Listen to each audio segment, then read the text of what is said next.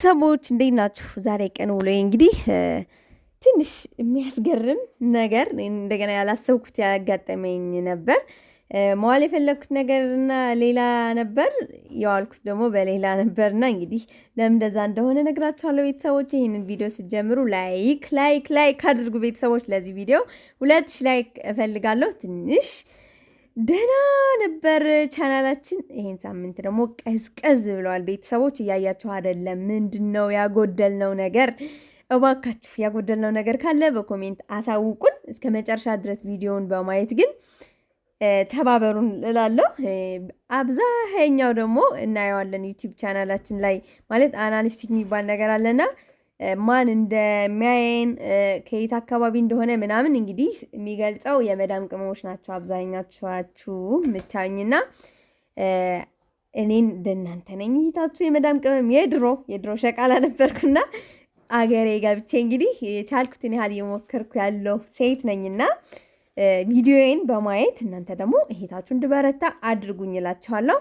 ለማንኛውም ሌሊት 10 ሰዓት ተኩል ተነስቼ ነው የጀመረው የዛሬው ላይ እንግዲህ ቤተሰቦቼ ዛሬ ቀን የቤታችን ናት የወርሃዊ በዓል እንግዲህ ጸበል አለኝ ትንሽዬ።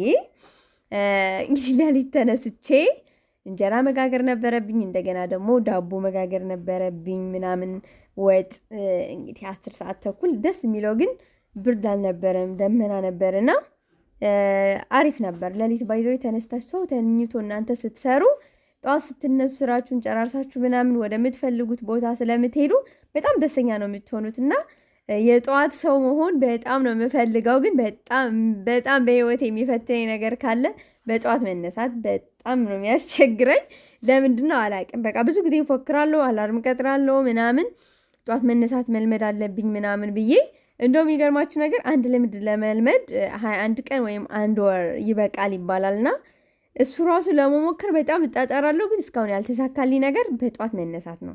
ግድ ሲሆንብኝ ልክ እንደዚህ አይነት ፕሮግራም ሲኖርብኝ ግን ያለ አላርም ራሱ እነሳለሁ ማለት ነው። እና እንግዲህ ቤተሰቦች እንጀራ መጋገር በደንብ ነው የምችለው ማለት እንደዛ ብል አያሳፍረኝም ማለት እችላለሁ። ግን ሴት ሆነሽ እንዴት ነው እንጀራ መጋገር ማቺ ምናምን ልትሉኝ ይሆናል። ለማንኛውም ለወደፊት በእንጀራ መጋገር የሆነ ነገር ይኖረኛል ብዬ ተስፋ አደርጋለሁ። አንቺ ሌላ ነገር አትመኝም እንዴ እንዳትሉኝ። ባይዘው እንጀራ መጋገርም ስራ ስለሆነ ባይዘው ትልቅ ስራ ነው። ትልቅ ከተማ ላይ እንደኛ ትንሽ የከተማ ላይ የኖርኩ በእንጀራ የሆነ ደረጃ ላይ ይደርሳሉ ማለት ከባድ ቢሆንም ትልቅ ከተማ ላይ ስትሆን ግን በሰፊ መስራት ስለሚቻል በትልቅ ደረጃ ላይ መድረስ የሚቻልበት ነው እንጀራ መጋገር ራሱ ማለት ነው።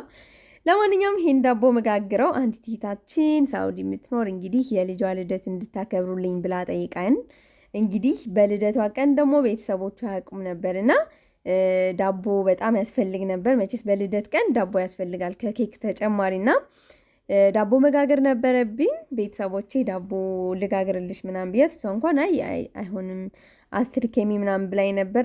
እኔ ደግሞ ዳቦ መጋገር ምንም ችግር የለብኝም አይታክተኝም። እና እንጨት ገዝተን እንደገና ፊርኖ ዱቄት ገዝተን እንግዲህ አንድ ዳቦ ጋግሬላታለሁ ቤተሰቦች። በመሀል እንግዲህ የእመቤታችን ጸበል ደግሞ ወደዚህ ያልኩኝ ትንሽዬ ናት፣ በጣም ትንሽ እንግዲህ እየሰራው ነው እንደሚታዩኝ።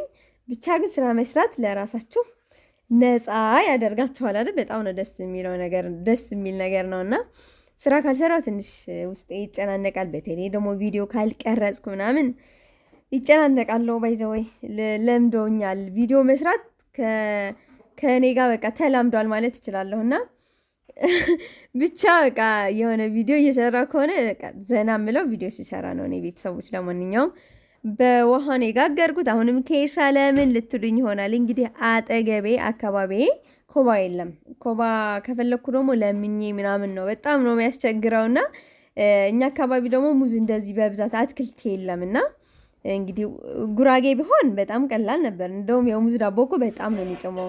ኮባ አይደለም የሚባለው ሙዝ እንግዲህ እሱ በጣም ነው የሚጥመው። ቢገኝ በጣም አሪፍ ነበር፣ ለመስራትም ይቀላልና ግን እኛ አካባቢ ስለሌለ ሌላ አማራጭ ካለ ብትነግሩኝ በጣም ደስ ይለኛል። ይሄንን ማዳበሪያ አትጠቀሚ ብላችሁ ብዙ ጊዜ አስጠንቅቃችሁኛል። እኔ ግን እየተጠቀምኩ ነው ያለሁት፣ ሌላ ምርጫ ስላላገኘው ነው።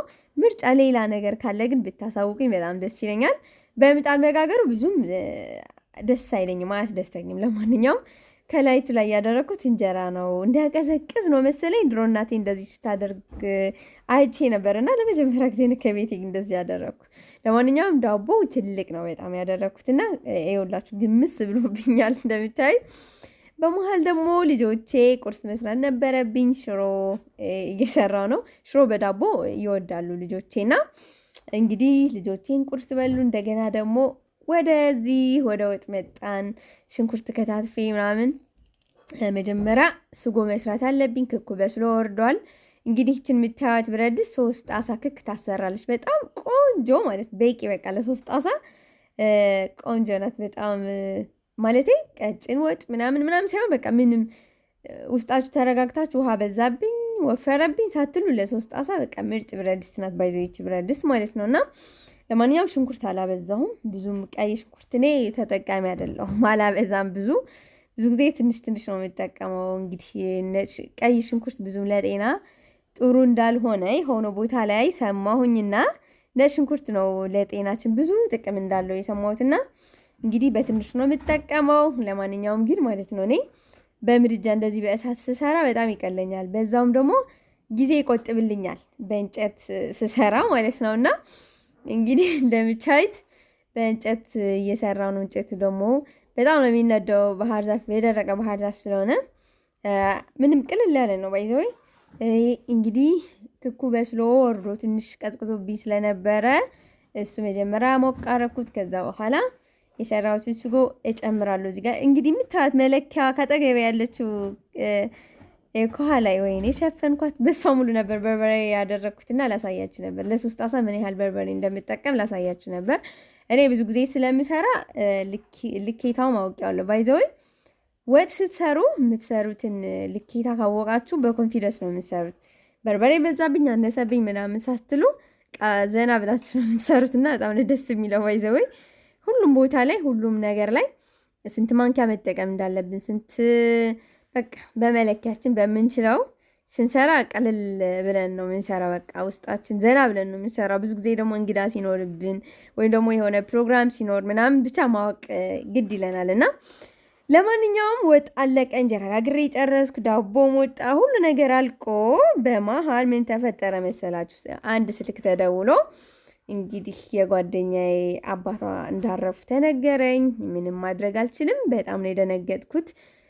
እኔ ወደ እዛ መሄድ ነበረብኝ። ሙለርማ ከኋላ ይመጣል።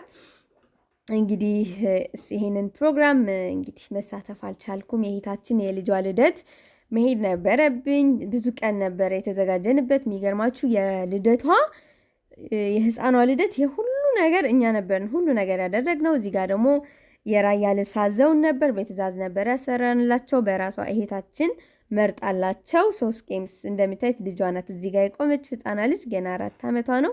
ለሷ ማሰርተንላት ምናምን እንግዲህ ጨርሰን በጣም ይገርማችሁ መሄድ በጣም ፈልጌ ነበርና በመሃል እንግዲህ ሀዘን ተፈጠረ። ማልቀርበት በጭራሽ በቃ እንደውም ከረፈደ ነበር የሰማሁት። ከዛ ወደዛ ሄድኩኝ ሳልመጣ ቀርቼ። እንግዲህ እንደምታዩት ሙለር ለብቻው ነው ወደዚህ ወደዛ እያለ ያለው። እንግዲህ የባህል ጫማ ማለ የአንገት ወይኔ ስሙን ረሳሁት። እሱንም ተገዝቶላቸዋል። ፀጉሯ ማሰርተናታል። እንደሚታዩት ቤተሰቦቼ ትንሽ ፀጉሯ ትንሽ ህፃን ስለሆነች አጠር ስለሚል እንደዚህ በዊግ ነው የተሰራችው። ህፃን ልጅ ባይዘው እኔ በዊግ ሲሰራ አልወድም፣ ግን ግዴታ ልደቷ ስለሆነ ፎቶም በጣም ፈልጋ ስለነበር እናቷ እንግዲህ በዚህ መልኩ ተሰርታለች። ቆንጅዬ አምሮባታል። ባይዘው ልብሶችም ገዝተንላታል፣ ጫማም ገዝተናል። ይሄንን ስናደርግ ቪዲዮ አልቀረጽንም ነው እንጂ ብዙ ጊዜ አልተመቻቸልንም ስለሆነ ነው ቪዲዮ አልቀረጽ ነው እንጂ ይመስለኛል 1-3 ሳምንት ነው ምናምን ይሄንን ዝግጅት ከጀመርን እንግዲህ የልጇ ልደት እንድታከብሩልኝ ብላ ከነገረችን ከዛ በፊት ነበር። እንግዲህ ይኸውላችሁ ይሄንን ይመስላል ቤተሰቦች። ጫማ 2 ጫማ ተገዝቶላታል። ይሄ ሁሉ ስናደርግ በቪዲዮ ስናሳያት ነበር። የራሷ ምርጫ ነበር ያስገዛናት። የህፃናት ልብስ ማለቴ የህፃናት ልብስ መሸጫ ላይ አሪፍ ቦታ ላይ ሂደን ነበር የገዛንላት። ይሄንን ቄምስ ደግሞ የእናቷ ምርጫ ነው ባይዘው። ይሄ ቄምስ የሚገርማችሁ ኢትዮጵያ ውስጥ በጣም ውድ ነው እውነት። ማርያምን ትገረማላችሁ። ለዚች ትንሽዬ ቄምስ 3000 ብር ነው የገዛናት እና በጣም ያስደነግጣል አንዳንድ ጊዜ ማለት ነው። እና ብዙ ጊዜ ደግሞ እናንተ ትደነግጣላችሁ። በተለይ ውጭ ሀገር የምትኖሩ እህቶቼ ዋጋ ሲነገራችሁ በጣም ነው የምትደነግጡት። በሪያል 10 ሪያል 50 ሪያል ሲሆን ይቀንስላችኋል መሰለኝ። ለማንኛውም ምንዛሬው እዚህ ጋር ሲመጣ ያው ነው ብሩ ማለት ነው። ግን ይህን ያህል ብር ስንል ትንሽ ትደነግጣላችሁ። እናንተ ደግሞ ብዙ ጊዜ ወጥታችሁ ምንም የምታደርጉት ነገር ስለሌለ ያስደነግጣቸዋል። ብቻ ይህንን ጫማ ደግሞ ለእናቷ ነበር የገዛ ነው። ከፈይ ይባላል። ለትልቅ ለእናታችን ነው እንግዲህ የተገዛው። እንደገና ደግሞ እዚህ ጋር ዲኮር ደግሞ ሙለር ጓደኛውን ጨርቶ እንዲያግዘው እየሰሩ ነው ያሉት። በጣም በችኮላ ነው የተሰራ ሁሉ ነገር። እንግዲህ ሀዘኑ ደግሞ የሚቀርበት ስላልሆነ ምንም ማድረግ አይቻልም። በችኩልኩልኩልኩል ያለ ስራ ነው የተሰራ። የሚገርማችሁ ነገር ወደ ሌላ ቦታ የምንሄድበት ቦታ ነበረ እና ቀን አስቀይረናት ነበር። በትክክለኛ ቀኑ አልነበረም ይከበር የነበረውና እሱ አስቀይረናት። እንደገና ደግሞ እንደዚህ አይነት ነገር ተፈጥሮ ትንሽ በጣም ደብሮን ነበር። በእውነት እኔ ደብሮኝ ነበር በጣም እና እንግዲህ ምንም ማድረግ አይቻልም። ሁሉ ነገር በፈጣሪ ፍቃድ ነው። ውሏችን ሁሉም እኛ ፕሮግራም እናደርጋለን፣ ግን ፈጣሪ በፈቀደው ነው ለካ መዋል የምንችለው። ካሰብንበት አውለን ማለት ቀላል ጸሎት አይደለም በእውነት ማለት ነው። እና እንግዲህ ያላሰብንበት ቦታ ዋልን። ይሄንን ሙለር እንደምንም ሁሉ ነገር አድርጎ አሳምሮ ምናምን የሚገርማችሁ እዚሁ አላማጣ ነበር የተከበረው ምናምንና ሂዶ ቤቱን አይቶ መጀመሪያ ለዲኮር እንደዚህ ለማድረግ ይመቻል ወይ ምናምን ብሎ መጀመሪያ ሂዶ ቼክ አድርጎ ምን እቃ እንደሚያስፈልግ ቀድመን ነበር ገዝተን የነበረው። ሁሉ እንደሚታዩት እኛ ነን የገዛነው ሁሉንም ነገር ማለት ነው። እና ብቻ ህፃኗ ደስተኛ ነበረች። እንደዚህ ተከብሮላት የሚያውቅ አይመስለኝም እንደዚህ በሰፊው። እና እንደገና ለእናት ደግሞ በተለይ አረብ ሀገር ሆናችሁ ልጃችሁ ስታሳድጉ ማለት ናፍቆት አለ። እንደዚህ አይነት ነገር ይናፍቃችኋል። ልጄስ መቼ ነው እንደዚህ ማከብርላት ምናምን ትላላችሁና ለእናትየዋ በጣም ደስ ብሏታል። በጣም ነው ደስ የሚለው። ይላችሁ እንግዲህ የገዛ ነው ሁሉ እንደምታዩት ኬክ ያሰራንላት በጣም የምታምር ኬክ በ800 ብር በጣም ነው የምታምረው። ባይዘወይ ኬክ በዚህ ሰዓት ተወዷል በጣም። እንዴት ልበላችሁ አረብ ሀገር ላይ እኮ ልክ አለ አይደል ከምግብ በኋላ የሚበላ ቀለል ያለ ነገር ነው። እዚህ ግን ውድ ነው። በተለይ ተደራቢ ትንሽዬ ብትደረብባት 1900 ብር ተባልና ደንግጠን ነበር። ምክንያቱም እኔ ብዙ ጊዜ የልጆቼን ልደት ሳከብር በጣም በቀላሉ ነው እንደሚታቁኝና የልደት ፕሮግራም ባይዘወይ ቀላልም ቢሆን ከባድም ቢሆን ከኮተቱ በጣም ብዙ ነው። ማርያምን በጣም ትንንሽ ነገሮች እንደምታዩት ፊኛዋ ብትሉ ርችቱ ብትሉ ጭንቅላታቸው ላይ የሚደረገው ቆቡ ምኑ ቁጥሩ ሻማው ብቻ ኮተቱ እንደምታዩት ጸጉሯ ላይ የሚደረገው ሃፒ በርዝዴይ የሚለው ሁሉ ነገር ሲደመር ዋጋው የት እንዳይት ነው የሚደርሰው እና ብሩ ማለት ነው። እና እንደዚህ ልደት ላክብር ብላችሁ ስታስቡ ቀላል ሊመስል ይችላል። ወደ ፕሮግራም ስትገቡ ግን ኮተቱ ብዙ ብዙ ነው። ማርያምን ማለት እንደዚህ ከበርላቸው ልጆቼ ምናምን ብላችሁ የምታስቡ ከሆነ ምን ያህል ከባድ እንደሆነ እየነገርኳችሁ ነው ማለት ነው። ደስ ይላል ፕሮግራም እንደዚህ ሲል ምናምን ካለፈው በኋላ በቪዲዮ በፎቶ ምናምን ስናየው በጣም ደስ ይላል። ግን እንግዲህ ኮተቱ ደግሞ በዛ ልክ መሆኑ ላሳወቃችሁ ስለፈለግኩ ነው።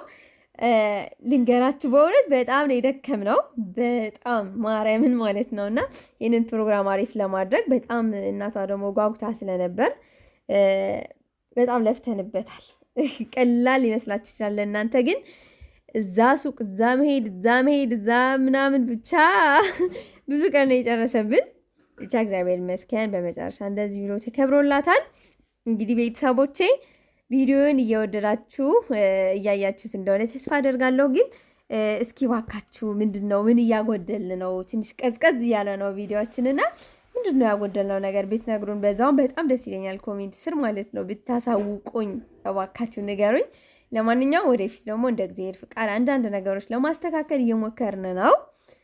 እናስተካክላለን ብዙ ነገሮች ብለን ተስፋ እናደርጋለን። አሁን አልነግራችሁም። እንግዲህ ለእናንተም የምታዩት ነገር ይሆናል ወደፊት። እንግዲህ ለጊዜው ግን የእናንተ እገዛ ያስፈልገናል ቤተሰቦች። ሁልጊዜ እንደምነግራችሁ ላይክ አድርጋችሁ ለአንዳንድ ሰዎች ለጓደኞቻችሁ ለቤተሰቦቻችሁ ደግሞ ሼር ማድረጋችሁን እንዳትረሱ እላችኋለሁ።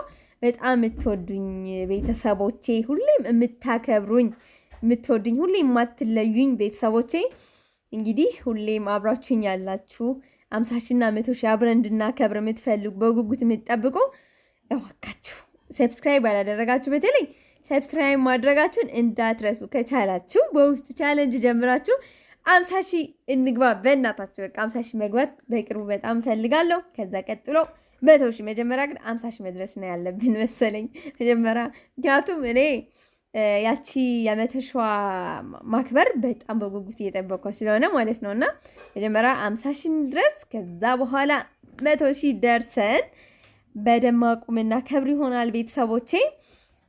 ለማንኛውም ልደቱ በዚህ መልኩ ተጠናቀቀ። የጋገርኩትን ዳቦ እዚህ ጋር እንደምታዩት የተቆረሰ ነው።